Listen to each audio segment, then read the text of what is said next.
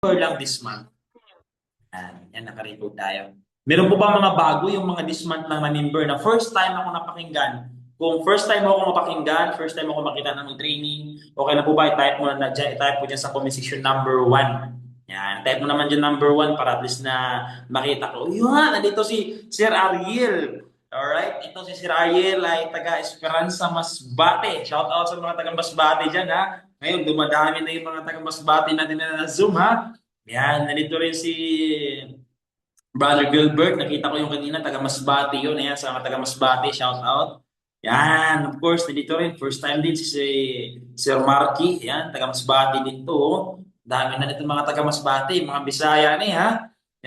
Anyway, ayan, daming first time. Natutuwa ako kasi madaming mga first time na mapapakinggan yung topic natin. Of course, papakinggan yung training natin. Yan. Sige, but anyway guys, habang piniprepare ko po yung slides ko, keep sharing the link para at least na, ako naman 98. Alam nyo ba na lumalabas yung extra ko na energy. 'Di ba? Yung extra na energy ko pag umabot na ng 100 plus. 'Di ba? Oo, marami kayong, alam mo yun, kakaiba yung level ng energy ng speaker kapag ka umabot ng 100 plus. Kaya follow up na yung downline mo, dapat pumasok ka na habang di pa nag-start. 'Di ba? Kasi mamaya, baka naman, 'di ba?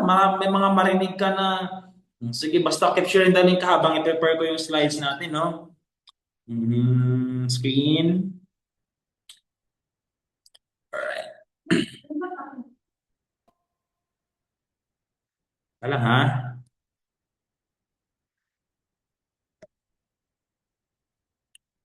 Paano ba to? Okay. Nakita ba? Clear ba yung ano natin? Pero hindi siya naka-full, no? Okay po ba? Nakita po ba yung slides natin? Nakita po ba? Yan. Thank you so much ha. Thank you so much sa lahat na nag-type. Hindi siya naka-full slides yata, no? Naka-iPad lang kasi to. Alright. Thank you so much sa lahat na nag-type. Anyway, sa mga first time po, sa mga guest po namin or mga first time na makapasok, kailangan ayusin ko lang. Hindi ko nakikita yung sarili ko eh. Ayan, ayan, okay na. Alright, so my name is Carlo Matos. Tama po yung sinabi ng ating host kanina. Ayan, ako po ay Millionaires Club member na po sa AGG. Ibig sabihin po, isa po ako sa mga member ng company natin na kumita na po ng million. Of course, naging Silver Executive Prime po tayo. And top 300 po tayo sa buong AGG. Ayan, sobrang daming member ng AGG, sobrang daming member ng company natin, hundred of thousand. Isa po tayo sa nakasama sa top 300 earner. So para magkaroon ka ng idea, para mapabilang ka dyan, eh dapat kumikita ka talaga ng maganda. Di ba? Kaya nakakatuwa lang kasi right now, yung itatopic ko sa training natin, eh kung ano yung mga nakatulong sa akin, kung bakit ko nakuha, kung ano yung meron ako ngayon. Of course, nabili ko na rin po dito yung ating first car. Isa na po tayo sa mga naging car achiever dito. Yan. And dati po akong K-12 graduate, high school graduate lang po ako. Yan. Okay, ito na, proceed na natin. Diba? Wala nang paligoy-ligoy ito, wala nang intro-intro. UR orientation. Anyway, yung topic natin is new distributor orientation. Pero syempre, para maging specific, di ba? Para maging unique, UR orientation na natin. Alright? So, ready ka na ba? Ready ka na?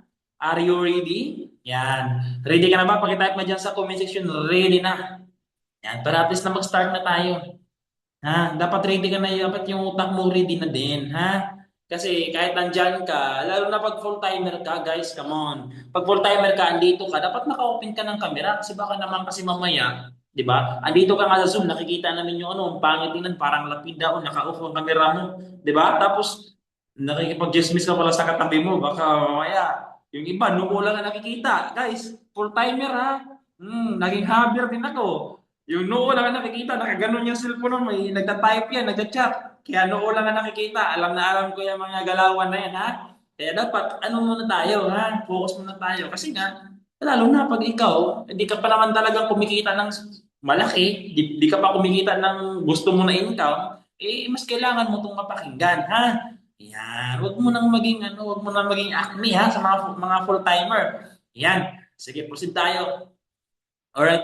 So, yung pag-uusapan po natin right now, ito po yung tinatawag na mental and emotional training. Sir Carlo, bakit mental and emotional training? Okay? And of course, bago tayo magtuloy-tuloy, guys, sa lahat kasi ng industry, ay laging mayroong training. Laging meron training. Kung meron kang gustong gawin, kung meron kang kahit nga trabaho or career, laging meron training. Let's say for example, pag gusto mong maging army, of course yung training doon, kailangan gagapang ka. Di ba? Ito yung gagapang-gapang, di ba? Ilaglag ka kung saan-saan. Ang tawag naman doon is physical training. Pag gusto mo rin maging basketball, pag gusto mo maging player sa basketball, okay, magte-training ka ng basketball. Magja-jogging ka, gigising ka ng umaga, magja-jogging ka, mag-shooting ka. Yun yung mga training sa basketball para gumaling ka. Alright? Pag gusto mo maging soccer, dapat maging soccer player, magja-jogging ka ng napaka haba, di ba? So, kagandahan naman, sa negosyo natin, hindi mo kailangan mag-jogging, hindi mo kailangan maging macho, hindi mo kailangan maging, alam mo yon, maging malaki ang braso. Kasi kahit hindi ka physically fit dito, okay lang. Bakit? Yung training naman natin dito, hindi naman papajoggingin ka eh. Di ba? Hindi naman tayo magte-training na, oh, sige, mag-jogging ka ng 5 kilometers. Di ba? Wala namang ganon. So, yung training po natin is all about mental and emotional training. Bakit mental and emotion? Okay, bakit mental and emotional training lang? Kasi yun po ang pinakakailangan sa negosyo natin. Okay? Marami po dito kahit hindi physically fit, kahit na yung iba medyo may edad na, may katandaan na, yung iba naman bata na medyo malamya-lamya talaga. Okay, sabihin na natin na hindi talaga sila physically fit, pero kumikita ng maganda. Bakit? Kasi nga, hindi sila physically fit, pero yung mental tsaka emotional fit sila. Okay, so ngayon, yun yung pag-uusapan natin dito. Paano nga ba?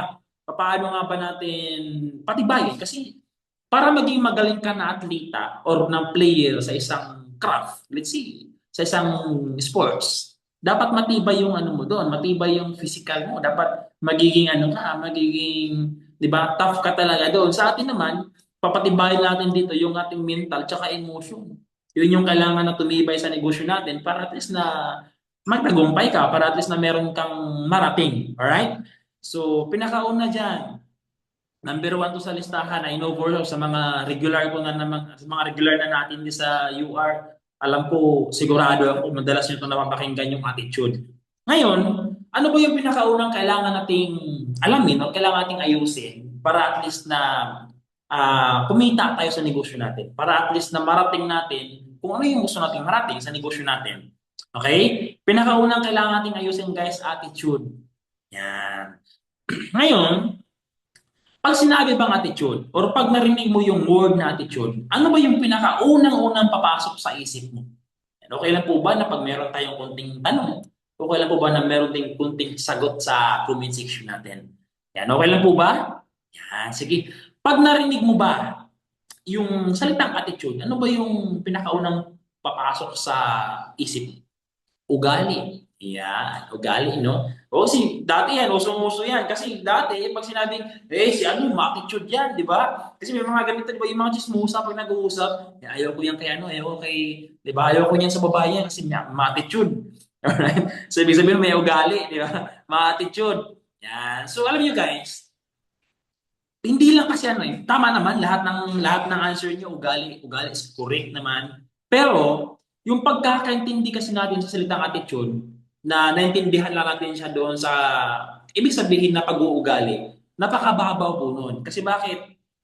Kung nakakala mo right now, okay yung ugali mo, mainly because mabait ka, mainly because matulungin ka, di ba?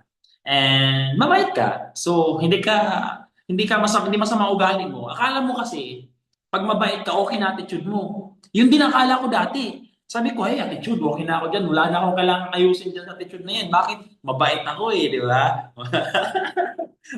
Mabait ako eh, so wala na. Sir, hindi ko na kailangan yung training na yan kasi bakit? Mabait na ako. Yun ang akala ko dati. Kasi bakit? Ang pagkakaintindi ko dati, ang ibig sabihin talaga ng attitude, ang tinutukoy lang yan is yung pag-uugali. Pero hindi pala. Meron pa pala siyang mas malalim na kahulugan na ibig sabihin. Ngayon, ito yung totoo. Pag sinabing attitude, guys, nandito po nakapaloob yung tinatawag natin na behavior. Okay? Ayan. Pag sinabing attitude, nandyan po yung behavior, yung reaction, point of view, perspective, and action. Ibig sabihin po mga partner, mga mabanser, hindi lang po ito ibig sabihin o tungkol sa pagiging mabait, tama, or tungkol sa pagiging maayos ang ugali mo. Kasi bakit? Parang ganito, merong nag-consult sa akin, Sir, bakit naman, bakit Matagal na ako dito na member sa UR, sa AJG. Matagal na akong ginagawa itong negosyo. Bakit di pa ako kumikita ng maganda? Okay? So, ngayon, tinanong ko siya na, inayos mo na ba? Yung mga kailangan ayusin, yung attitude mo, okay na ba? Okay na, sir. Okay naman attitude kasi na, mabait naman ako sa'yo. Di ba? Hindi po ganun kasi. Kasi, pag sinabing attitude, yung behavior, kamusta behavior mo? Kasi kahit sobrang bait mo pa, kung palpak ka naman, sablay ka naman sa behavior. Ibig sabihin, ano ba yung behavior? Okay, ano ba ibig sabihin ng behavior? Paano ba sa Tagalog yung behavior, guys? Okay, sige nga, comment mo nga dyan sa comment section. Ano ba sa Tagalog yung behavior? Anong pagkakaintindi mo sa behavior? Yan. Sige, antayin ko ha. Antayin ko. Yan. Ano ba yung behavior sa Tagalog? May nagko-comment na ba? Okay. Karakter. Wala pa nagko-comment sa behavior ha. Ugali, galaw mo. Galaw. Galaw-gaw. Okay. So, behavior, kung paano ka, kung ano yung, paano ka kumilos. Okay, paano ka kumilos. Pwede ba pakipit dito sa ayan, kung paano ka kumilos, ayan, yun yung behavior. And, part din dyan yung reaction, kung paano ka mag-react sa mga bagay-bagay. Kasi sabihin na natin na ganito, mabait ka, ay, ang napakabait mo. Pag nagsalita ka, laging may po, tsaka upo. Di ba? Mabait. Di ba? Pero, yung reaction mo naman, mostly, or most of the time, pag may mga situation, may mga pangyayari, kung paano ka mag-react dun sa bagay na yun, sa sitwasyon na yun, is negative. Ibig sabihin po, bagsak pa or sablay ka pa sa tinatawag natin na attitude. Okay? So, ang ibig sabihin po, hindi lang siya, kabaitan. Dapat aayusin mo kung paano ka mag-react. O, halimbawa, parang ganito. Nag-negative yung prospect mo, yung client mo, yung customer mo, nag-negative, maraming tanong, di ba? O maraming tanong, tak, tak, tak, tak, tak, tak, ang daming tanong. Di ba? Ang daming mga question sa'yo. Ngayon, may mga iba kasi na pag mag-react, ay wala yan, negative yan, hindi sasali yan. Bakit? Ang daming tanong eh. May mga ganun. Wala, hindi ko na ituloy yan. Huwag mo nang i-entertain yan. Bakit? Ang daming tanong, hindi interesado yan. So, paano ka mag-react eh? Doon pala nakikita na kung ano yung attitude mo, kung paano ka mag-react. Alright? Hindi naman lahat ng maraming tanong is hindi interesado. Di ba? Most of the time, yun na sila yung pinaka-interesado. Of course, nandiyan din po napabilang yung tinatawag na point of view sa attitude. Ibig sabihin ng point of view, paano mo tingnan yung mga bagay-bagay. Nahirapan ka right now dahil pinupurso mo yung business. Okay? Paano mo tingnan? Pinakawawa mo yung sarili mo? Diba? Paano mo tingnan yung sarili mo na nagsisimula pa lang sa negosyo?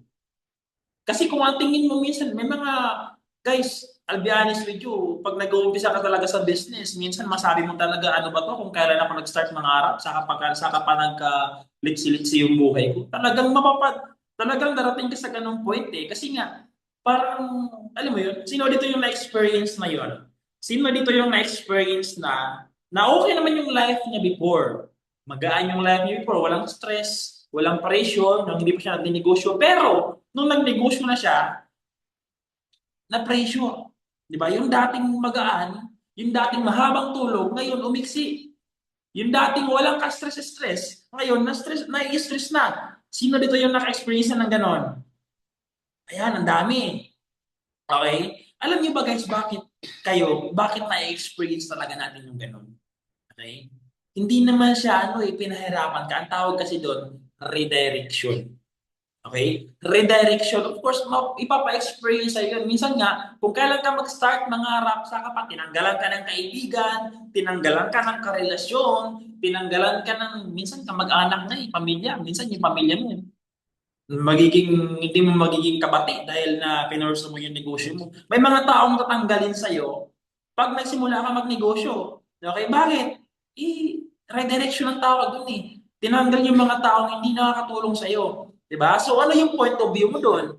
Pag ang tingin mo doon, ano, yung kaibigan mo dati, pinaka-close friend mo, simulan nung nag-network marketing ka ngayon, di na kayo friend. Di ba? Iniiwasan ka na. Right? So pag yung point of view mo doon, ay, ano ba to? Pangit na nangyayari sa akin kasi mga friends ko ngayon, hindi ko na sila friends, simulan nung nagnegosyo ako. E di kung sablay pa yung pangit pa yung tingin mo doon, di ba? Ibig sabihin nun, sablay ka pa sa attitude. Kailangan pa natin ayusin yung perspective.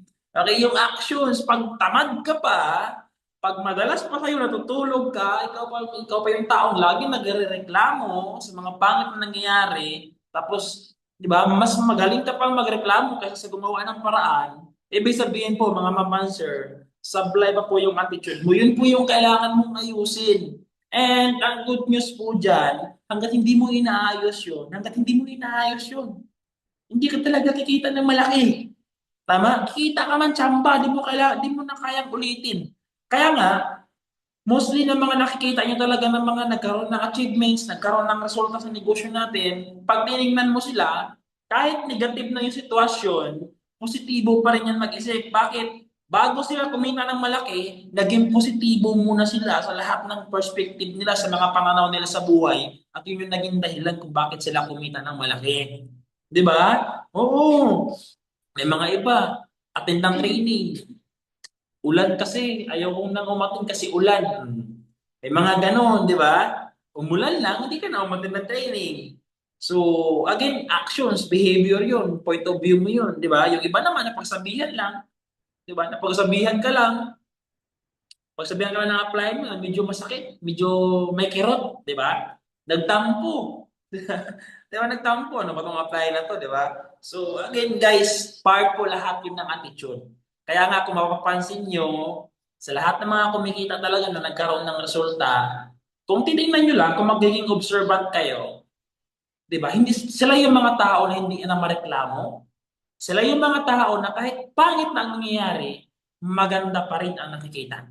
Diba? Sila din yung mga tao na hindi sanay or hindi sila mahilig magreklamo at saka masipag, trumabaho. Sila yung mga tao na yun, yung mga nagkakaroon ng resulta. Ibig sabihin po, yun po yung kailangan natin ugaliin. Okay? Yun po yung kailangan kasi ang mauna po sa atin dito, ayusin muna natin sarili natin. Bago magbago buhay natin, baguhin muna natin sarili natin, ha? Okay po ba yun? Yan. So, ibig sabihin hindi sapat yung pagiging mabait, ha? Yan, hindi sapat yung pagiging mabait para sabihin mo na okay na attitude mo. Dapat okay behavior mo, yung reaction mo. Halimbawa, nag-encash ka lang, may encashment ka sa company, tapos nagkaroon lang ng system error yung encashment ng company, medyo na-delay lang ng konti yung encashment mo, paano ka ba mag-react doon? Di ba? Paano ka mag-react? O, di ba? Yung encashment natin right now, napakabilis, 30 seconds lang. Pero mostly, di ba, most of the time, hindi talaga umabot ng 30 seconds. Right? Sino na nakatry ng encashment? Di ba, ang bilis na lang ng encashment ng company natin. Pero, may mga iba, may mga ilan na pagka nag-encash sila, nagkakaroon ng system error. So, instead of pumasok ng within 30 seconds, yung iba nag-delay ng ilang araw. May mga ganun kasi. Okay, ang tawag doon system error. Ngayon, paano ka ba mag-react? Halimbawa, let's say for example, ikaw yung natimingan, na ikaw yung nag-encash tapos hindi pumasok ang 30 seconds, so paano ka mag-react? Ang pangit ng EJJ, hindi pala totoo yung 30 seconds na yan. Bakit? Sa akin nung, di ba? Isang araw na, di ba, pumasok ko, isang oras na, wala pa rin, sabi 30 seconds, di ba? So pag ganun pa yung reaction mo, ibig sabihin, medyo supply ka pa ng konti, kaibigan, ha? Kasi, di ba, di naman kasi naiiwasan eh. Wala naman kasing perfect, wala naman perfect sa mundong to eh. Ha? So dapat, positive pa rin yung magiging reaction mo. Kasi, di naman naiiwasan yung mga ganung bagay. Okay? Yun po yung ibig sabihin ng attitude. Alright? So dapat maintindihan mo yan. Hindi pa kailangan guys. Kaya ka napapansin nyo dito sa mga top earner. Manghang-mangha kayo sa mga top earner dito. Yung mga Hall of Famer natin, they're making millions of peso every month. Pero pag nakausap mo sila, pag nakasama mo sila personal, mamangha ka talaga. Bakit ang bait ng taong to? Bakit ang bait ng taong to? Bakit kung kumausap siya ng tao, grabe. Grabe yung kabaitan. Akala mo talaga, hindi na kumikita ng malaki. Bakit di ba nakakamangha yun? Pag nakausap tayo ng mga top earner, mga Hall of Famer sa company, pero grabe sila makipag-usap ng tao, ang bait. Tapos, paano yung perspective nila sa buhay? Di ba? Kahit na, umulan, di ba? Yung pag umulan, let's say for example, nakaraan, nagkaroon ng karibel. Nagkaroon kami ng karibel sa Manila, umulan. Kung typical na tao, dahil umulan, magiging malungkot kasi nga maulan eh. Oo, lakas ng hangin, lakas ng ulan. Pero since na mga networker kami, masaya kami. Ha? Tingin namin, ito blessings to. At least walang init, di ba? So dapat ganun lagi. Kahit ano man ang ano man ang nangyari, laging maganda yung tingin mo. Laging maganda yung nakikita mo. Yan. So ganun dapat pag sinabing attitude, ha? Yan. Next natin, sabi nga dito ni John Maxwell, oh, your attitude is the librarian of your past, speaker of your present, and the prophet of your future. Ibig sabihin daw po, kung ano yung attitude mo right now, nakukuha mo yan dahil sa past mo. Kung paano ka pinrogram, paano ka pinalaki ng parents mo. So doon mo siya nakukuha. And yung attitude mo right now, yun yung pinapakita mo ngayon.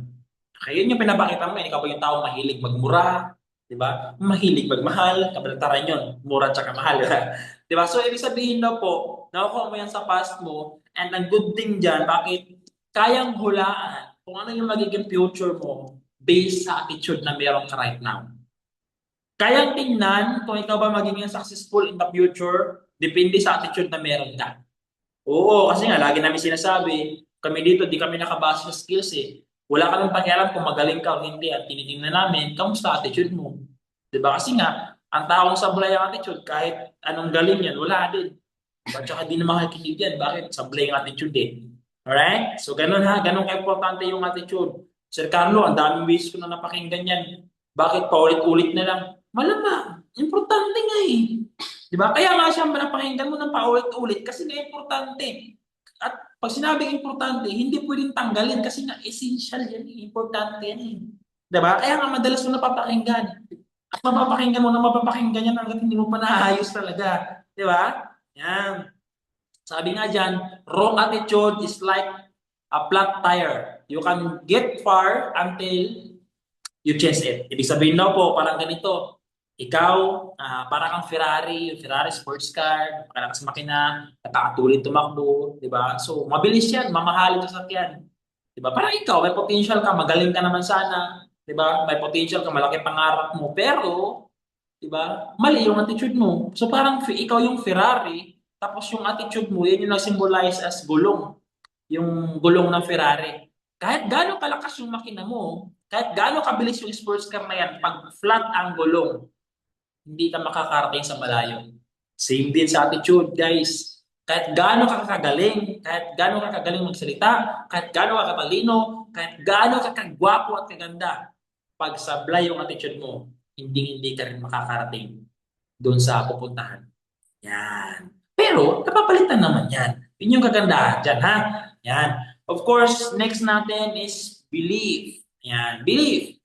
Okay lang po ba? Ano ba yung pagkakaintindi mo sa belief? Okay lang po ba na i-comment mo dyan sa comment section? Ano ba yung pagkakaintindi mo sa belief? Sige nga, sige nga. Sige, comment sa comment section ha.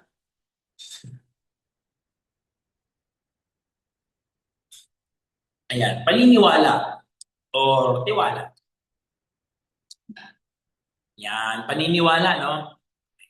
Bakit kailangan, Sir Carlo, belief? Di ba? Bakit kailangan yung paniniwala? Sabi nga dito, ay nakikita sa slides, belief is an internal feeling that something is true, even though that belief is unproven or irrational. Sabi nga dito daw may mga bagay minsan na kahit hindi naman totoo, basta pinaniniwalaan natin, nagiging totoo.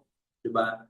Parang, gano'n ka-importante yung belief? Parang ganito lang. Ay, for sure, aware kayo nito Aware kayo nito mga sa albularyo. Diba? Yung tinatawag na belief healer ba yun? Faith healer, yung mga ganon, yung albularyo. Yung mga albularyo talaga, yung iba nakakagaling talaga ng sakit. Pero isang kondisyon, gagaling ka basta maniwala ka. 'Di ba? Kasi kahit magpagamot ka sa albularyo, kasi ako na-try ko yan eh. Magpagamot ka sa albularyo, gagaling ka basta ang sasabihin sa iyo, basta maniwala ka. Okay? Gagaling ka. Ibig sabihin po, ganun ka-importante yung paniniwala.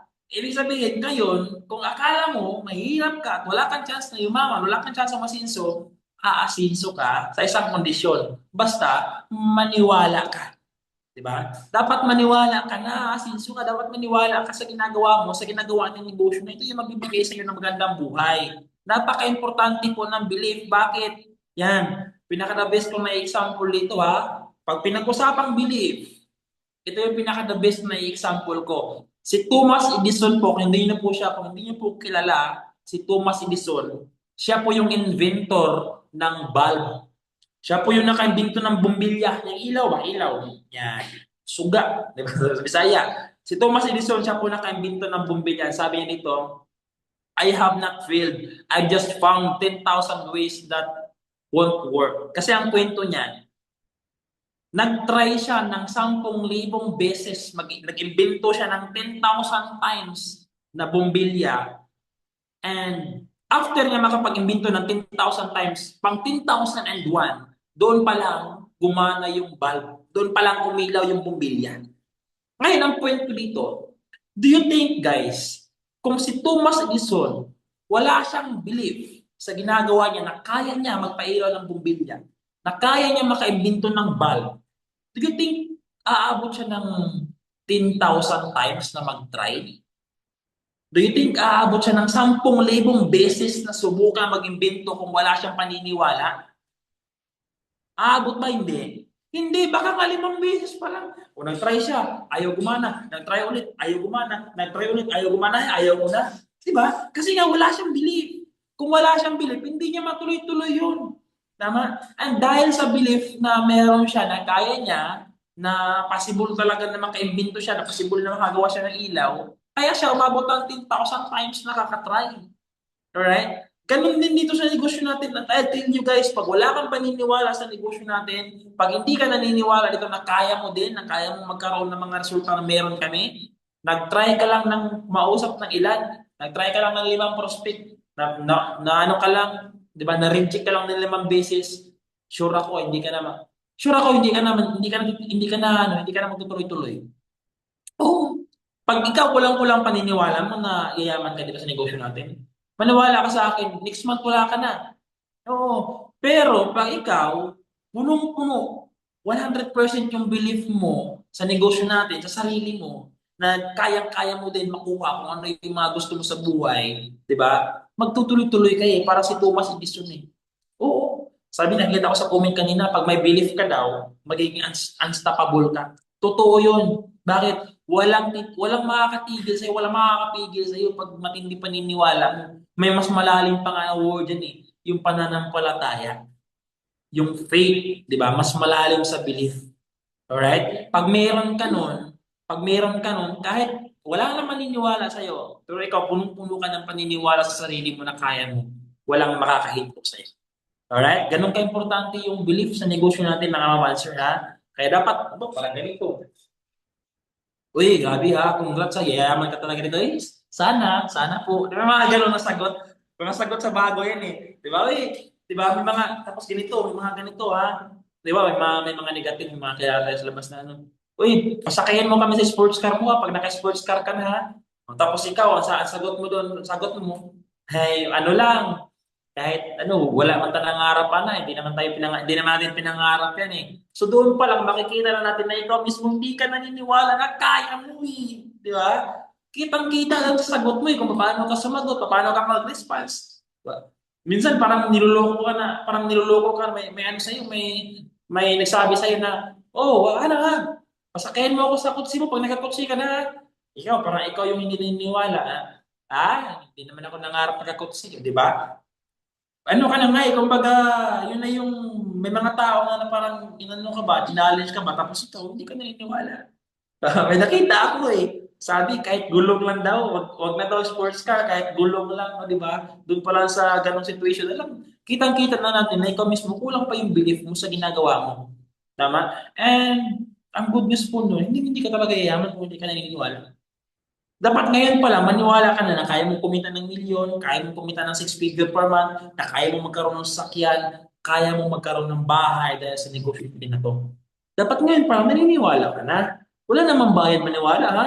Walang bayad yun. Libre lang po yun, ha? Yan. And next natin pinaka-gustong gusto ko na example, yung KFC. Sino po dito yung nakakita na ng KFC? Yung nakakain na ng KFC. Yung alam yung KFC. Yan, lahat naman siguro, no? Lahat naman alam yung KFC. Kasi yun eh, Jollibee, McDonald's, KFC, yun yung mga naglalaban-laban, di ba? Yan, yung mga fast food na mga malalakas, mga sikat na fast food. Yung founder ng KFC, guys, alam niyo ba yung istorya niyan? Yung founder ng KFC, Okay, dating empleyado yun. After niya mag-retire at the age of 65 years old, ibig sabihin po, mga ma'am sir, si Sanders 65 years old na siya bago yung sinimulan yung KFC na business. Ngayon, after niya mag-retire doon sa trabaho niya, nanghiram po yan sa bangko, to be exact, $87. Okay? Nangutang niya sa bangko ng $87 para ibili ng mga materials, ibili ng ingredients para doon sa unique na recipe niya. Yun nga KFC. Diba? Nagbumili siya ng mga kailangan na materials para doon sa recipe na manok niya. And in-offer niya. Okay? In-offer niya, kumbaga business proposal ba? In-offer niya yung recipe niya, door to door ha, door to door yan guys. Sa mga restaurant na sikat doon, sa Kentucky. Okay? Sa mga restaurant na sikat doon, and alam niyo po ba, na he got rejected 1,009 times. Ibig sabihin po, na-reject siya ng 1,009 times. Na-reject siya doon sa mga restaurant na inofera niya, sa recipe niya. Pero hindi pa rin siya tumigil, tuloy-tuloy pa rin siya. Pero yung pang 1,010 na restaurant na inofera niya, yun ang tumanggap sa offer niya na recipe, yun yung KFC. And yun yung story ng KFC. Yun yung istorya ng KFC kung paano nasimula. Guys, do you think 1,000 na restaurant na yung inopera mo? Nakakapagod na yun. Kung ikaw mismo wala kang paniniwala sa sarili mo na magsasucceed ka, na makakahanap ka talaga ng, di ba? Makakahanap ka talaga ng, alam mo yun, fortune sa ginagawa mo. Hindi ka aabot ng 1,000 eh. Parang ganito, marami na ako mga downline. 5 pa lang yung naging prospect nila, 10 pa lang naging prospect nila, tumigil na. O di ba? Ito nga oh, yung founder nga ng KFC, 1,009 na restaurant, door to door pa yun, no? Di ba? Hindi nga tumigil eh, kasi meron siyang belief. Ganon ka-importante, yun yung nagagawa ng belief. Pag meron kang belief, hindi ka titigil. Kasi nga, kahit marami na nag-reject sa'yo, ano pa rin yung paniniwala mo na, okay lang, meron talaga to. Oh, may inofera ka na negosyo, nireject ka, kaibigan mo, nireject ka, walang naniniwala sa'yo. Buong barangay mo na, walang naniniwala sa'yo. Diba? Pero pag malalim yung belief mo at 100% na paniniwala mo na meron talaga, magtutuloy-tuloy ka talaga hanggang sa makahanap ka talaga ng mga tao para sa'yo. Diba? Yun yung nagagawa ng belief, guys. Ngayon, saan ka ba dapat mag-believe? Kanino mo ka dapat maniniwala? Okay, number 1 dyan, believe in yourself. Dapat maniwala ka sa sarili mo kasi at the end of the day, guys, after ang training na to, ikaw lang din yung kasama mo lagi.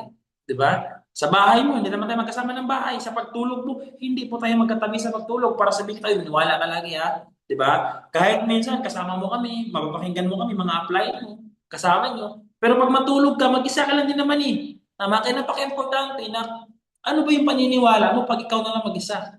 Kasi may mga tao na kapag kamadami pa, kasama yung grupo, kasama yung community, malakas yung paniniwala niya, kaya niya maniwala sa sarili niya. Pero pag mag-isa na lang siya naglalakad, mag-isa na lang sa kwarto, di ba? Mag-isa na lang siya kumahataw at napupuyat, nawawala na yung tiwala niya sa sarili niya.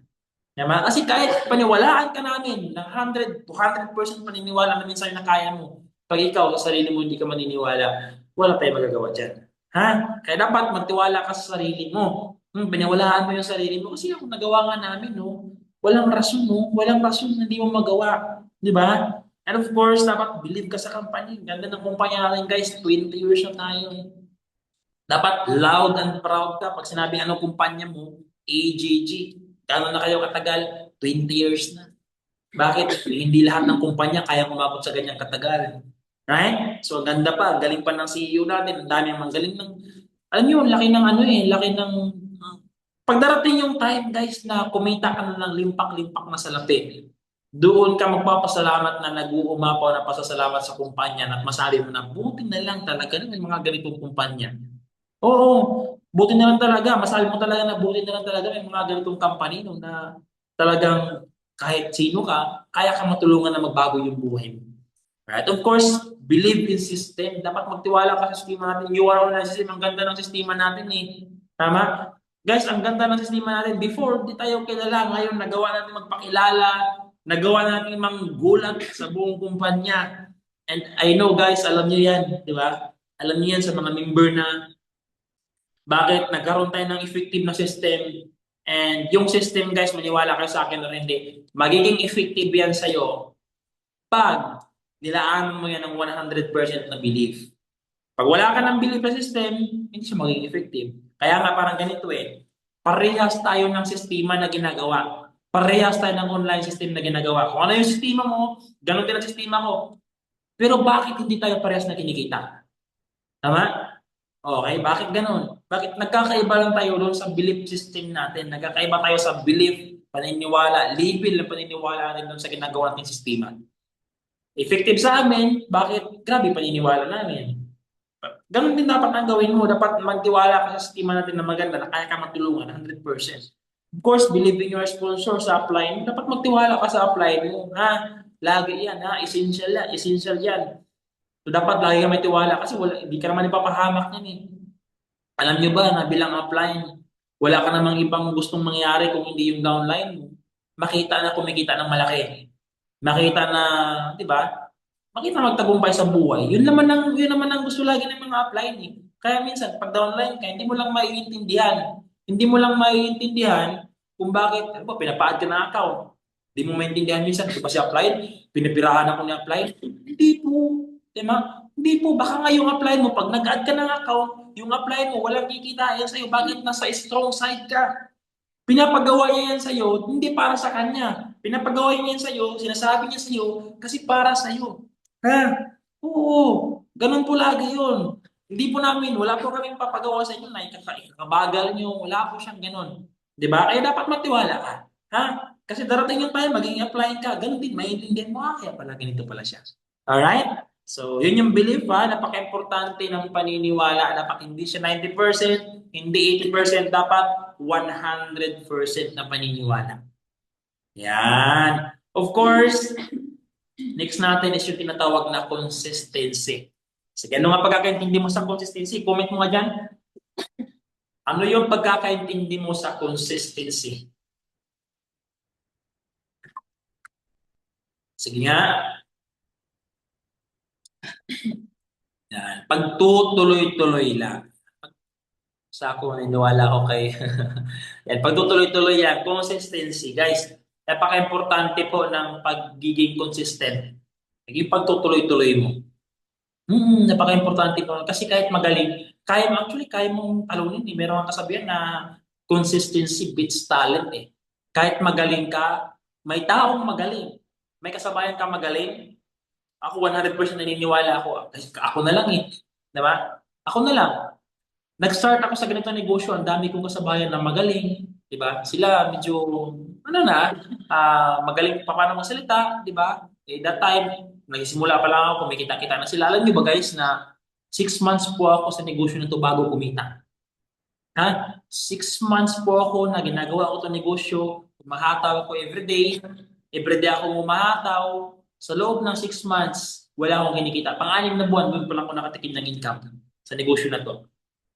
Marami akong mga kasabayan na first month ko pa lang may mga kumikita na, second month ko pa lang yung iba kumikita na sila. Pero, nga lang, hindi sila tutuloy-tuloy. Ako na walang kinikita, tuloy ng tuloy ng tuloy ng tuloy lang. Kaya ako nakarating kung nasaan ako ngayon. Bakit? Pag tutuloy-tuloy ko. Alright? Gaano ka, ano yung consistency? Ano sabi yan? Sabi dito, it's not what we do once in a while that shapes our life.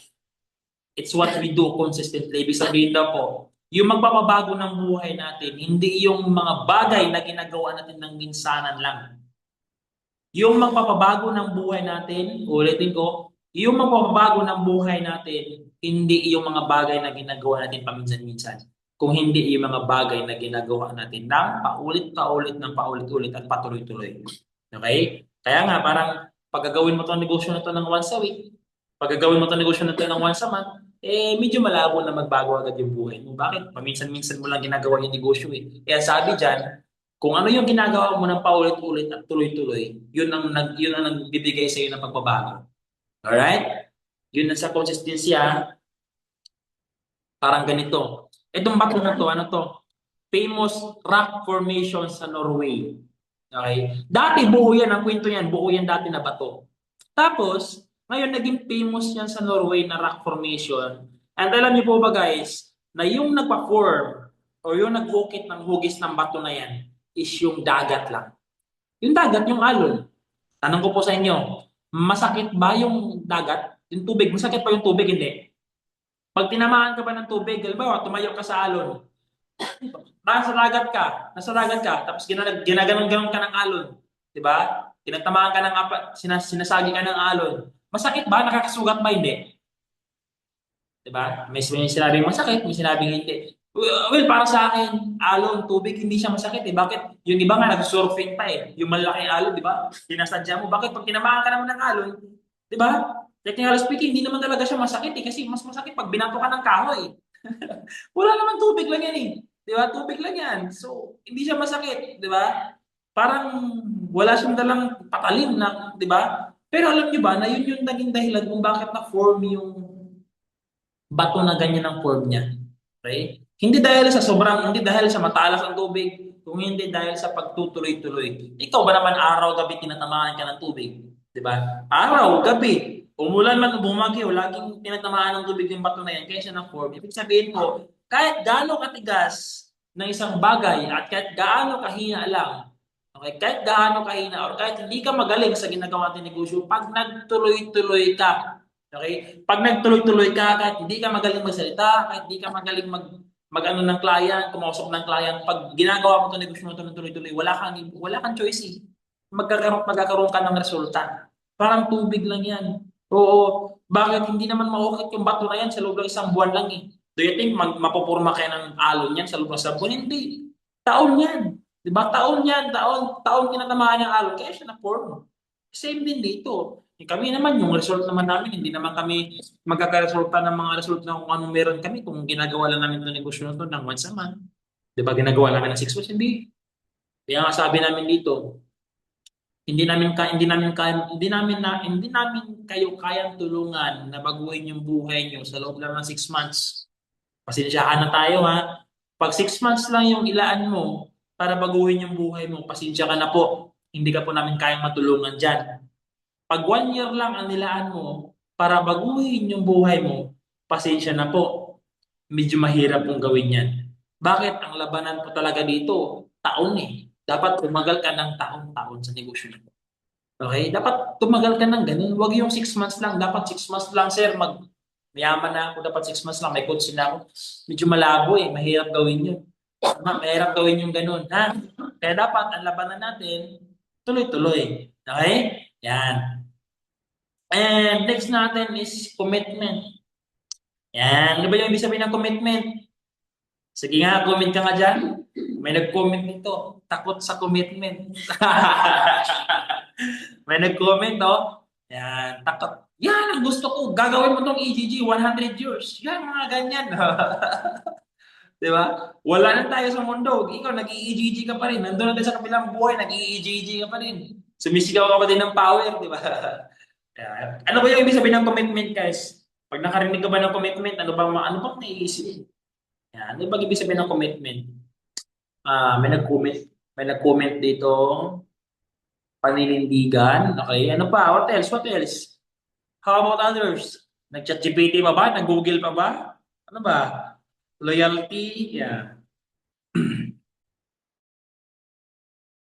Ano ba?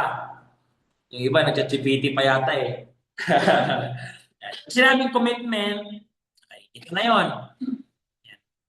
Hindi basta-basta sumusuko. Paninindigan or yung ang hirap kasi Tagalogin ng words na to, no? Yan, ang dami niyang Tagalog din eh. So sige, himay-himayin natin kung ano yung hindi pangako ha. Yung commitment hindi po pangako ha.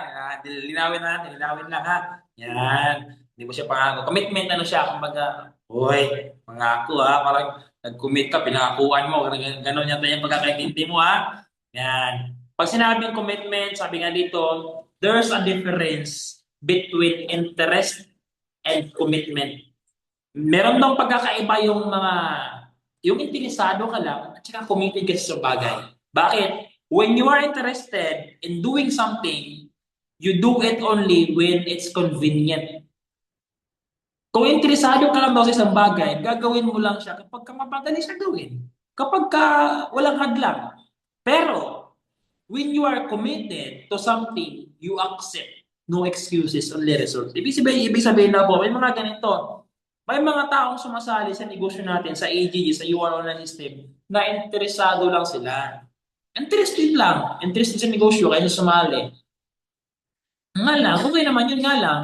Pag interesado ka lang sa negosyo, hindi ka committed, gagawin mo lang yung negosyo pag convenient eh. Pag okay sa oras mo, pag okay sa schedule mo, pag magaan ang lahat, pag madali ang lahat, pag walang hadlang, doon mo lang siya gagawin. Pero kapag ka medyo may alanganin na, medyo may pumipigil, medyo may umaharang sa'yo, di ba?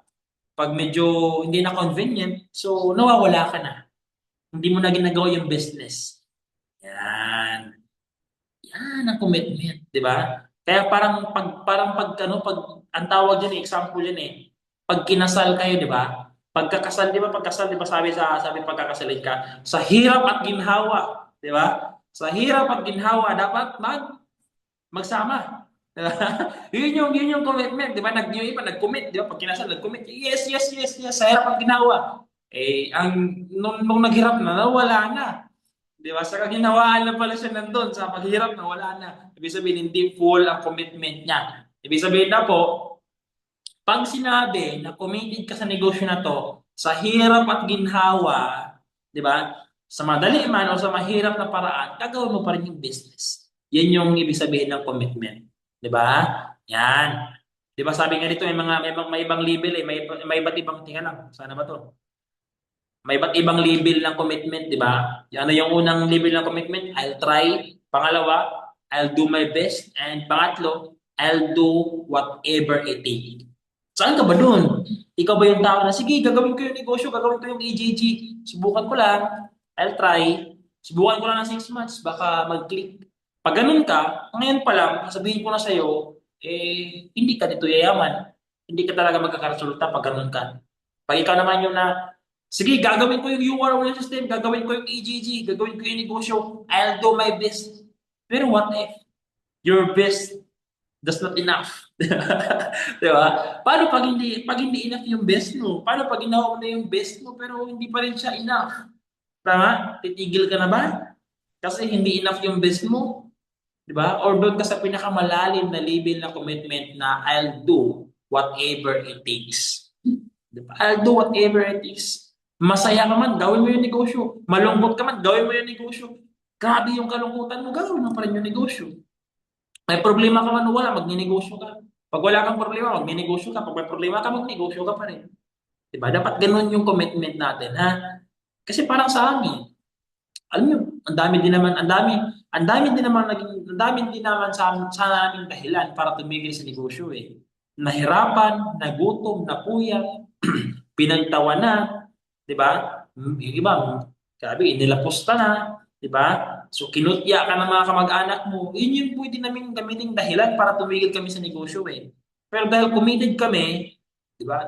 Nagawa namin maging bingi-bingihan na lang para at least magawa pa rin yung negosyo ng tuloy-tuloy. Yun yung ginagawa namin, yun yung level ng commitment na kailangan mo dapat. Hindi yung ninegative ka na ng asawa mo. Sinabihan ka na ng asawa mo, sumali ka na naman dyan sa scam-scam na yan, sa lukuhan na yan, di ba? Sa power-power na yan. Kinabukasan, di ka na umakin sa Zoom. Di ka na nag-reply kay apply, di ka na nag-reply kay coach. Di ba? So, ang babaw. Hindi po commitment tawag doon. Ha? So, dapat committed ka. Pag sinabing committed, whatever it takes. Sabi nga sa kasal, sa pare, di ba? Sa hirap at ginhawa. Dapat ganun din. Di ba? Ganun ka dapat sa negosyo. Kahit masaya ka man o malungkot, magninegosyo at magninegosyo ka. Kasi committed ka. Alright, next natin, discipline. Ito, grabe naman kung mahirapan pa kayo sagutin to. Anong ibig sabihin ng disiplina sa inyo? Di ba? Ano pagkakaintindi nyo ng discipline? Discipline, wala na. From the word itself eh. Ang dali niya sagutin eh, disiplina. Yan, disiplina. Importante po ba yung discipline sa negosyo natin para magkaroon ka ng resulta? Importante po kaya yung disiplina sa negosyo natin para at least na magkaroon ka ng result? Parang hindi naman, no? Sabi dyan, mabilis naman intindihin, disiplina. Ang ibig sabihin daw po ng disiplina sa negosyo natin, the ability to control your attention, emotion, and action in the presence of distraction. Para mabilis yung maintindihan. Nowadays, grabe yung online. Grabe, ang daming distraction sa Facebook, sa TikTok, kahit saan ang daming distraction. Pag mag-Facebook ka, yung unang mo makita, yung gumaganon-ganon, no? Di ba? Tapos may mga sumasayaw-sayaw na TikTok. Ang daming mga siksing babae na sasayaw sa TikTok. Kaso nga lang, ikaw distracted ka. Imbes na maghanap ka ng prospect, ang ginawa mo, manood ng TikTok. Di ba? Pag sinabing disiplina, the ability to control, yung kakayanan mong kontrolin, imbes na manood ka, o pipilitin mo yung sarili mo, huwag ka manood ha, huwag ka manood. Humataw ka. Di ba? Huwag kang mag-scroll ha, pinipigil mo yung sarili mo na huwag kang mag-scroll ha, o huwag kang magpa-distract. Di ba? Kasi nag-online, nag-Facebook ka, online ka, tapos nanonood ka naman ng video. Nanonood ka ng balita dyan. Di ba? Yung iba nakikisayaw talaga, di ba? Gumaganon-ganon na talaga. So, yung disiplina, ibig sabihin na po, yung nilalabanan mo ba? Ano ba, medyo partner nito yung busy kasi ako eh. Tapos pag uwi ko galing sa trabaho, nakakapagod na, parang sarap na matulog. Okay? Parang sarap na matulog, so hindi mo na gagawin yung negosyo, matulog ka na lang. Pero pag dinisiplina mo yung sarili mo, imbes na matulog ka, medyo bawasan mo yung tulog mo, di ba? Gagawin mo yung business. Parang ganito, yung alam ko, yung iba dito, patulog na. Yung iba dito, parang antok na. Di ba? Yung iba naman, gusto manood ng nakakatawa na mga movie. Pero ikaw andito. Bakit? Part ng discipline yan. Guys, lagi niyo pong tandaan, isa po sa mga senyales na dinidisiplina niyo yung sarili niyo pagka hindi po kayo masaya sa ginagawa niyo minsan. Parang bata lang yan. Yung bata, pag disiplinahin natin, minsan kailangan din paluin, kailangan saktan, kailangan kurutin. Tanong, kapag ka ba yung bata, pinapalo mo siya, pinapalo ng magulang, pinapalo ng tatay, ng nanay, masaya ba yung bata? Natutuwa ba siya pag pinapalo? Hindi. Sige nga, hindi naman 'di ba? Masakit, 'di ba? Minsan galit pa sila sa iyo kasi nga pinalo mo sila, kinurot mo, pinagalitan mo. Pero kahit masakit, kailangan natin gawin mainly because disiplina natin yun sa kanila. Tama? Oo. Kaya minsan, ang sinyalis yun, pag didisiplina natin yung sarili natin, hindi ka magiging masaya. Yung imbes na manood ka ng TV, kumataw ka na lang sa online, maghanap ka na lang ng prospect. Di ba? Imbes na mag-TikTok ka, mag-prospecting ka na lang, mag-follow up ka na lang. Di ba? So, ganun siya. Ibig sabihin, hindi ka magiging masaya kasi nga, dinisiplina mo yung sarili mo. Ganun talaga. Hindi ka magiging comfortable. Alright? And next natin sa discipline, guys, napaka-importante po ng disiplina, guys. Balikan ko lang ng konti, ha. Ito para sa mga full-timer, didiinan ko ng konti. Okay? Alam niyo po ba na hanggat wala kayong disiplina sa sarili niyo, hanggat hindi niyo dinidisiplina yung sarili niyo, malabo pa sa sabaw ng pusit na aasinso kayo sa negosyo natin. At kung hindi mo pa lang kaya disiplinahin yung sarili mo at wala kang planong disiplinahin ang sarili mo, huwag ka na magsaya ng oras. Huwag ka na magsaya ng oras. Bakit? Eh, pag hindi mo kasi wala kang disiplina sa sarili mo kasi parang niloloko mo ang sarili mo eh. Hmm. May mga yung iba. Oh, oras na ng hataw. Oh, oras na ng ano, ito na yung oras, dapat call time na, pumasok na, nasa office na. Yung iba nagdadahilan pa, naliit lang ng gising, nagdahilan ng sakit ako. Pero ang reality, wala naman talaga sakit, naliit lang ng gising. Tama ba? Oh, may mga ganun, sakit ngipin ko, masakit ang puson ko. Pero ang reality, yung iba hindi naman totoong masakit. Diba? Tinamad lang. Kaya nasakit-sakitan. 'Di ba? So, again, 'di ba? Hindi applyin mo, niloloko mo kung sino pag sinabi ka, part-timer ka ngayon. O gumawa ka ng group chat, mag-refer ka sa akin, gawin mo yung business. Busy ako, wala talaga time, pero ang totoo niyan, marami ka naman talagang time. Again, hindi po yung apply mo, yung coach mo, yung niloloko mo, kundi yung sarili mo. Kasi nga, yung ginawa ko nga sa video ko yung magiging result natin dito, depende po yan kung paano mo ginawa yung negosyo, paano mo tinuloy-tuloy yung negosyo. Ha? So, ganun po siya doon po lagi nakabase. Napaka-importante ng disiplina, guys. Disiplinahin natin yung sarili natin. Minsan, yun yung pinakamahirap eh. Pag ibang tao yung disiplinahin natin, ang dali. Di ba? Ang dali natin hanapan ng mali yung ibang tao. Ang dali natin punain yung ibang tao. Pero pag sarili na natin, parang ang hirap, no? Ang hirap kahit alam mo sa sarili mong maling-mali ka na, pero wala pa rin, tuloy pa rin. Alam mo, ang tagal mo na nanonood ng video, pero tuloy ka pa rin, wala ka disiplina sa sarili. Right? So, napaka-importante na magkaroon ka ng self-discipline. Yan. And next, na kailangan nyo maintindihan sa negosyo po natin na to, sa network marketing business, sa AGG. kailangan po niyo talaga na mag-put in ng effort. Okay? Yung effort, ano ibig sabihin ng effort? Landingan na ng A-flame. Yan, kailangan na po, sige, comment mo sa comment section, ano ibig sabihin ng effort? Yan, ano ba pagkakaintindi mo sa effort? Yan. Effort. Landingan na ng A-flame. Sa negosyo po natin, kailangan mong lagyan ng effort, ha? Bago ka magka-resulta, kailangan may effort ka na gagawin. Sabi ko nga, the moment na bumili ka ng package, nag-member ka sa UR online system sa AGG, para ka lang nag-member, para ka lang nag-enroll sa isang gym. Para ka nag-enroll sa isang napakagandang gym.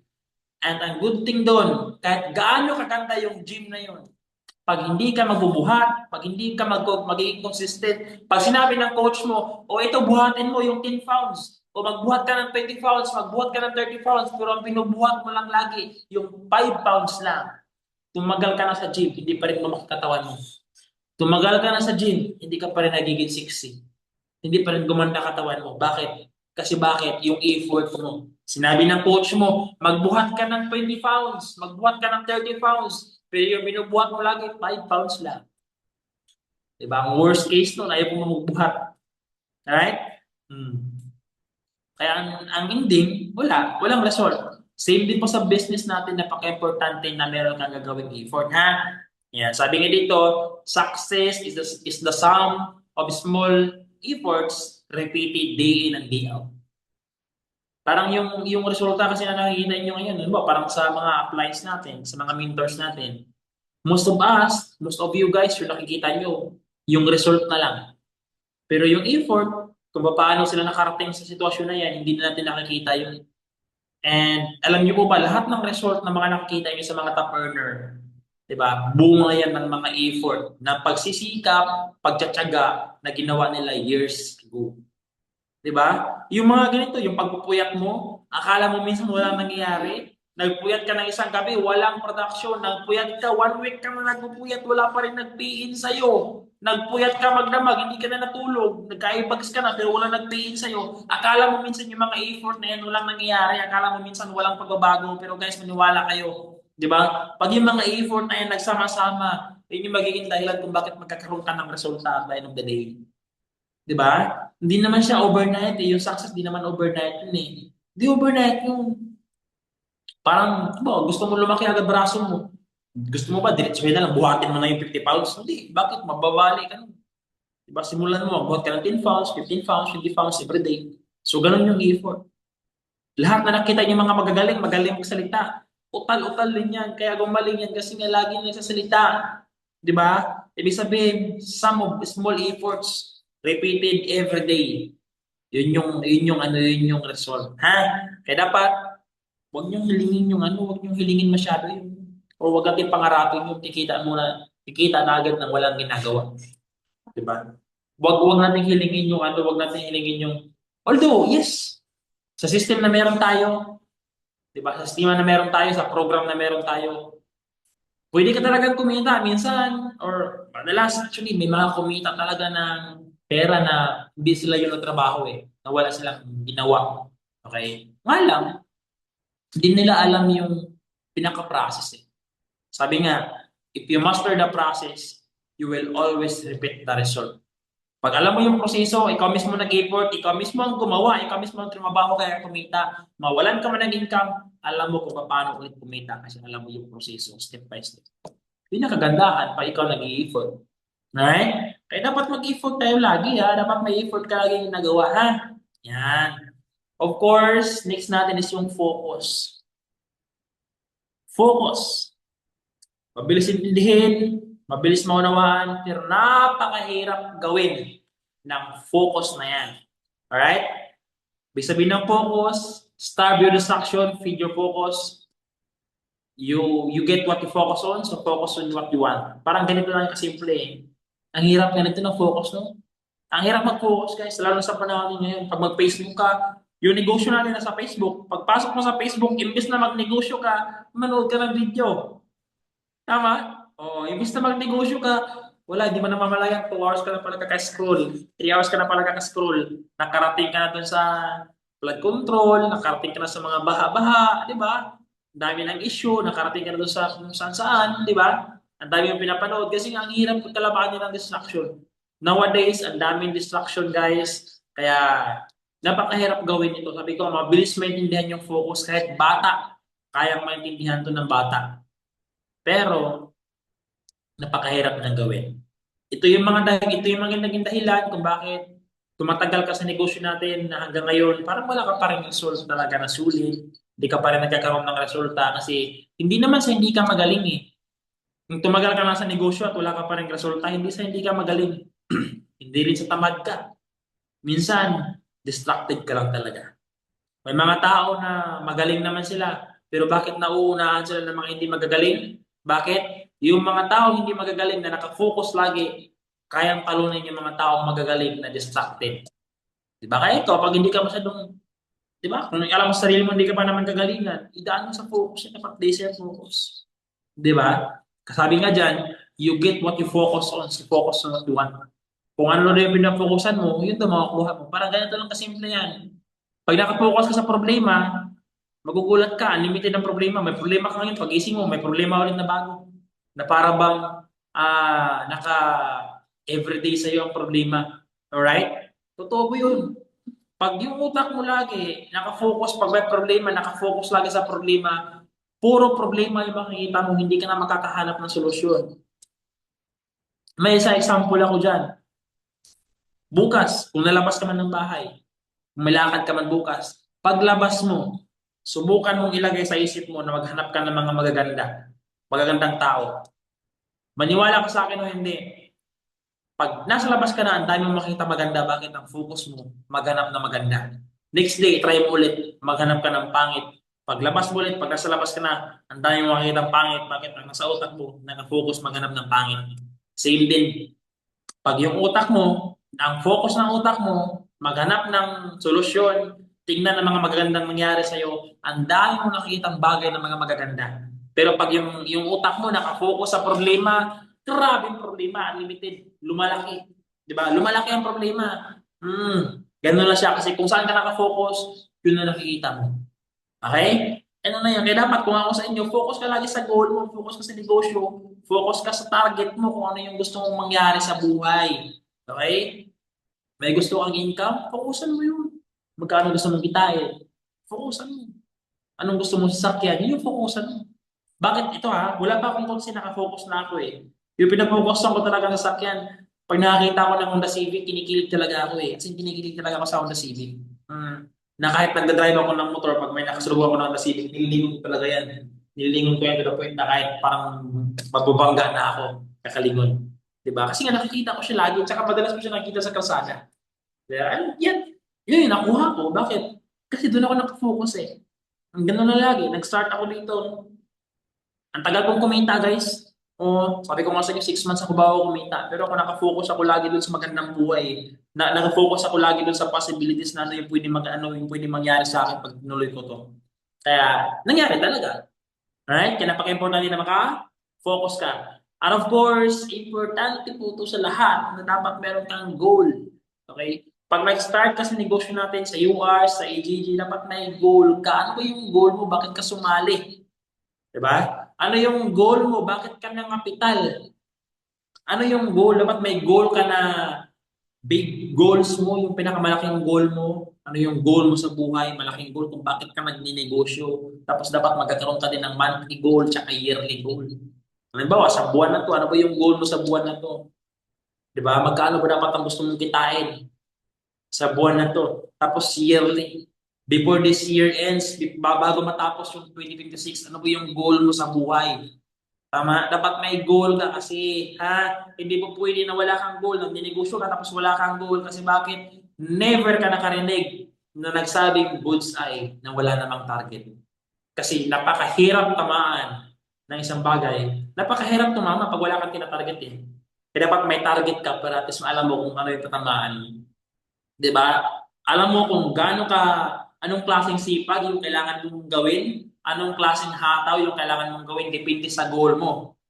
'Di ba? The moment mas malaki ang goal mo, ibig sabihin required yun ng mas matinding sipag, mas matinding trabaho. Pag medyo maliit lang ang goal mo, hindi mas mabilis din makuha yun. Napaka-importante guys na may goal kayo kung bakit kayo sumali sa negosyo natin na to. 'Di ba? Yung goal naman sa pag-goal naman dapat meron tayong tinatawag na SMART, yung specific. Dapat specific yung goal nyo. Pag sinabing specific, yung kung magkano yung specific na amount, tapos klaro. 'Di ba? Klaro siya, hindi yung alam niyo dapat yung may deadline din, 'di ba? Specific, yan. Anong meaning na SMART? Measurable. Specific, measurable, attainable, realistic, tsaka time-bound. So, dapat yung goal natin, may deadline din po. Tapos yung katotohanan naman ha, hindi yung sobra. This month, gusto kong kumita ng 10 million. Ay, gagi. Di ba? Di mo pa nga na-try kumita ng 10,000. Ha? Huwag naman ganun ha. Kasi wala na yun ha. Yung pag sinabi na realistic, yung makakatotohanan ha. Makakatotohanan. Kung di mo pa na-try kumita ng 20 mil, goal mo kumita ng 20 mil. Kung na-try mo na kumita ng 20 mil, goal mo ulit. Mag-30 mil ka, mag-40 mil ka. Huwag naman yung kailan ka sumali kahapon. O anong goal mo this month? Gusto kong kumita ng 500,000 this month, 'di ba? Malabo 'yun. 'Di ba? Hindi po namin tinuturo yung ganung mag-goal setting. Dapat smart and realistic. Yan. Dapat realistic yung makatotohanan ha. Pag makatotohanan kasi, mabilis natin siya makuha. Importante may goal ha. Dapat may goal kayo monthly tsaka yearly. Tsaka yung panghabang buhay na goal kung bakit ka nag-start mag-business. People with goals succeed because they know where going. Parang ganito lang, pag lumabas ka ng bahay at alam mo kung saan ka punta, mabilis ka makakarating sa pupuntahan niya. Pero na-try niyo ba minsan na lumabas ka ng bahay pero lutang ang isip mo, hindi mo alam kung saan ka pupunta. Paglabas mo ng bahay, parang saan ka pupunta? Hindi mo alam, di ba? May mga ganong pagkakataon minsan. Ganon din. The moment na klarong-klaro yung goal mo dito, mas mabilis ka makakarating. Mas mabilis ka makakarating dun sa goal mo. Pag klarong-klaro siya.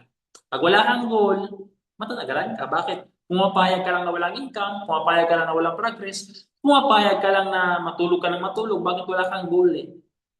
Para sa akin, yung goal, yan yung bus. Bus sa terminal na paalis na. Pag sinabing bus, yung bus na to papuntang Maynila, nasa Laguna ako, magbus ako Maynila, aalis to ng 7 a.m. Exact 7 a.m. Tapos ngayon, gumising ako 6:30 na. So ang gagawin ko, dahil yung bus alis ng alas 7, bibilisan to, bilisan ko maligo, bilisan ko kumain, bilisan ko mag-base, bilisan ko pupunta sa terminal. Kasi para mahabol yung goal, yung bus. Same din. Ano ba ngayon? Yung goal mo sa buwan na to, ganitong income. O ngayon, anong pizza na? 22 na. O malayo ka pa, ano dapat ang gagawin mo? Bibilisan mong humataw. Bakit? Para mahabol mo yung goal mo kasi patapos na yung buwan. Ang goal mo ngayong taon, bago matapos, bago mag-December, magkaroon ng sasakyan. O, anong buwan na? Pangilan na tayo ngayon? O, next month, bare months na, September na next month. Ngayon, wala ka pang pambili ng sasakyan. Ang gagawin mo para makahabol ka daw sa goal mo, bibilisan mo yung sipagan mo, ha? Sisipagan mo, hahabulin mo yung panahon para makaabot ka sa goal. Ganon ka-importante yung goal, guys. Tsaka huwag nyo sanayin na pag nag-set ka ng goal, okay lang sa'yo pag hindi mo na-hit. Okay lang sa'yo pag hindi mo nakuha. Kasi, ang problema kasi doon, pag nagiging ugali mo na okay lang sa'yo kahit hindi mo makuha yung goal mo, magiging walang silbi na sa yung pag-goal setting. O walang silbi na sa yung goal setting pag nasanay ka na hindi nakukuha yung goal mo. Di ba? So, dapat lagi siyang ganun ha. Lagi dapat tayo may goal. Dapat klaro din guys ha. Again, summary lang. Ito lang yung topic natin, A, B, C, D, E, F, G. Di ba? Una mo kailangan ayusin, attitude. Pangalawa, okay, sa attitude, marami yun ha. Marami yun. Dapat alam mo kung ano yun. Kasi the moment hindi mo alam, yun yung sagot kung bakit hindi ka pa rin kumikita. Ha? Pangalawa, belief. Dapat 100% yung belief mo, tiwala sa sarili mo, napaka-importante po nun. Then consistent and commitment. Dapat consistent mo siyang gagawin and committed ka sa negosyo natin. Disiplina, napaka-importante yung disiplina, guys. Ha? Importante yung discipline, then effort and focus and goal. Yun po yung topic natin. Kanina, of course, sabi nga dito, success and failure are on the same road. Failure is just an earlier exit. Nasa same road lang tayo ha. Yung success at failure, nasa same road lang yan. 'Di ba? Pag una ka lang mag-exit, pag una ka mag-exit, yun yung exit ng fail. 'Di ba? Guys, hopefully may naintindihan kayo sa topic natin. But ang gusto ko lang sabihin sa inyo, di ba? Lahat po yun, lahat po yun ang pinag-usapan natin. Parang sa tingin nyo, parang, yun na ba yun, sir? Yun ba yung kailangan para talaga magkaroon ng resulta? Okay. Dati din hindi ako naniniwala na kailangan mo maging kayo, kailangan mo ayusin yung attitude mo para magkaroon ka ng results. Pero totoo po yun, guys. 'Di ba? Totoo po yun na kailangan mo talagang ayusin lahat ng mga bagay na yun. Ha? Tapos dapat kayo sa Libianes with you yung pagdara sa mga bagong members ha, hindi po magiging sobrang dali yung pagdadaan natin dito. Ang dami pong dubak, ang daming balikong danan, ang daming up and down, na akala mo ito na, diba? Akala mo ito na yun, bubulusok na ako, tapos biglang hihina na naman ulit. Ang daming ganun situation na pagdadaanan nyo dito. Okay? So, hindi siya magiging mabilis, hindi siya na parang napaka-smooth lang na bukas makalawa, wala na, ikaw na yung resultado. Hindi siya po siya ganun. Kaya kailangan may believe ka hangga't maaari kung kaya mo dapat faith. Okay? Hindi lang siya belief, mas malalim yung faith, pananampalataya sa ginagawa mo. 'Di ba? Darating yung time na wala na maniniwala sa iyo, mga kaibigan mo ayaw na nila maniwala sa iyo, mga kamag-anak mo ayaw na nila maniwala sa iyo, pamilya mo ayaw maniwala sa iyo. At minsan darating pa yung time na pati ikaw parang ayaw mo na rin maniwala sa ginagawa mo. Pero guys, pag dumating mo yung time na yun, piliin mo lagi. Piliin mo lagi at paulit-ulit na maniwala sa ginagawa mo. Ha? Piliin mo kahit wala naman maniniwala sa'yo. Isang tao lang naman ang napaka-importanting maniwala sa ginagawa mo eh. Yung taong kaharap mo sa salamin. Yun ang napaka-importanting tao na kailangan maniwala sa'yo. Ha? Kasi kami, bago namin narating, nakuha kung anong meron kami, bago kami nakarating, mga client natin, mga mentor natin, bago nila nakuha yung meron sila, di ba? Nag-start yan sa paniniwala na kaya nila. Di ba? Kasi pag naniniwala ka na kaya mo, hindi ka hihinto. Mahirapan ka man, tutuloy-tuloy ka pa rin kasi nga kaya mo nga eh. Tama? And lastly, sasabihin ko sa inyo, right now, nangangarap tayo, right now, di ba, gigil tayo, gusto natin magbago yung buhay natin, gusto natin yumaman, kaya tayo naging-negosyo. And sana, huwag magbago yung desire na yan. Yung fire na yan, yung gigil na meron ka ngayon, di ba, yung pangarap na meron ka ngayon, sana hindi magbago yan pag sinig ka, pag diyanig ka na ng mga challenges. Pag binagyo ka na ng challenges, sana ganyan ka pa rin. Kung ano yung pangarap na meron ka ngayon, kung ano yung gigil na meron ka ngayon, kung ano yung excitement, ano yung energy na meron ka ngayon, sana yan pa rin yung energy mo kapag binabagyo ka na ng challenges. Dapat hindi ka nagbabago kasi maraming iba, di ba, magaling lang sa umpisa, nag-umpisa, ang taas ng pangarap, baliw na baliw, energetic, nung may challenges na nawala na, biglang, ayaw ko na pala mangarap, ayaw ko na pala yumaman, ayaw ko na pala mabago ang buhay, ang hirap pala. So bigla sila nagbago. So dapat hindi tayo magbago kahit anong mangyari, kahit anong sitwasyon, ganun pa rin tayo. Dapat mataas pa rin pangarap natin. Lagi nyo tandaan, dapat para tayong leon. Ha? Dapat para tayong leon. Dahil ang leon, kahit magutom man yan, hinding-hindi kakain ng damo yan. Kahit magutom man ng leon ng pagkatagal-tagal, hindi po kakain ng damo. Bakit? Carnivores yun. Parang tayo lang yan. Mahirapan ka man, di ba? I-challenge ka man, may dadaan ka man sa maraming pagsubok, dapat hindi ka bibigay. Bakit? Dreamers ka eh. Payaman ka eh. Tama? Yan, dapat ganun ha. Alright, guys, I hope and I pray na magkita-kita tayo sa magandang buhay, of course. Magiging ano namin, kumbaga, ang goal naman talaga namin lagi, lahat ng sasabay, lahat ng dudulo. Sabi ko nga, hindi po namin kayo matulungan kung buwan lang kayo na gagawin yung negosyo. Hindi po ha. Pero pag sasabay ka sa amin 3 to 5 years from now, sasabay ka sa amin 3 to 5 years from now ng tuloy-tuloy. Okay? Lahat tayo aani.